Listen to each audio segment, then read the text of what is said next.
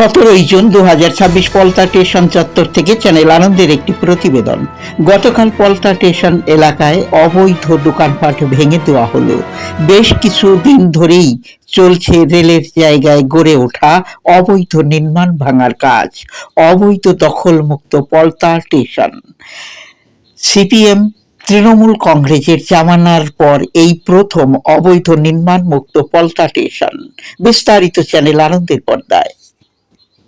আপনার দোকান তো ভেঙে দিয়েছে, আপনার কি কি বলবেন আপনি? আমি কি বলবো, দোকান ভেঙে দিয়েছে। এখন এই মুহূর্তে আমাদের যে অবস্থা, আমাদের এখন আর সুইসাইড করা ছাড়া আর কোনো গতি নেই। সংসার তো চালাতে হবে, দুটো ছোটো ছোটো বাচ্চা আছে আমার, কি খাওয়া কোথ দিয়ে খাওয়াবো?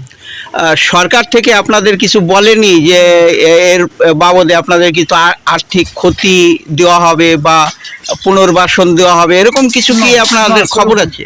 সেরকম কিছু না, সেরকম কিছু না। সরকার কিছু আমাদের এখনো কিছু করেনি। সরকার উচিত ছিল আমাদের কিছু একটা ব্যবস্থা করা, এভাবে এটা ঠিক করলো না সুরেন্দ্র দোকান। আপনার নামটা যদি দর্শক আমার নাম বন্ধুদের। পিন্টু রায়। পিন্টু রায়। আপনার কিসের দোকান ছিল? আমার জুতোর দোকান ছিল।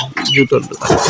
এই আপনাদের দোকানগুলো যে ভেঙে দিয়েছে, আপনারা কি পরবর্তীতে কোনো আন্দোলনের মুখোমুখি হবেন? আমরা আন্দোলনের মুখোমুখি হবো না। গান্ধী চ্যাটার্জি আসছিল সিপিএমের, আমি কথাবার্তা বলেছি, দেখি আগামী দিনে কি হয়। আমাদের তো কোনো কেউ সাথ দিচ্ছে না, তৃণমূল সাথ দিচ্ছে না, সিপিএম সাথ দিচ্ছে না, বিজেপি সাথ দিচ্ছে, কেউ দাঁড়াচ্ছে না। আমাদের বইকে দাঁড়াচ্ছে না। এই মুহূর্তে আমাদের অবস্থা খুবই খারাপ, কারণ আমরা ছোটো ছোটো বাচ্চা নিয়ে যাবো কোথায়? এই মুহূর্তে যাওয়ার টুকটাক করে খাচ্ছি না। নিম্ন বেশি তো আয় হয় না, 500, 500, 400, 300 এরকম আয় হয়। এমন তো লাখ লাখ টাকা এখানে দোকানদারি হয় না। এটা ঠিক করলো না, হচ্ছে কথা।